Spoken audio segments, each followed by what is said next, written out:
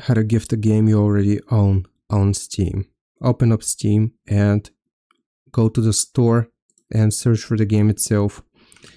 I'm going to search for a game that I own. It's not my neighbor. Alright, so click on the game itself. Now right here, you want to scroll down and select Add to Cart. And once you click on Add to Cart, this is going to be the important step. For my account, you want to change this to "This is a gift," and then go and click on View My Cart. Okay, so right here, you will see Continue to Gift options, and you want to click on Continue to Gift options.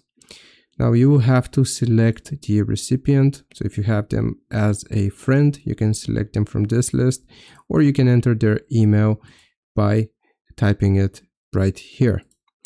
Now you can type a gift message as well. I'm just going to do enjoy, and then you can do it as soon as possible, or here I'll just do this person as an example. Or you can schedule a delivery for a specific date or time if you want to give them for their birthday, as an example.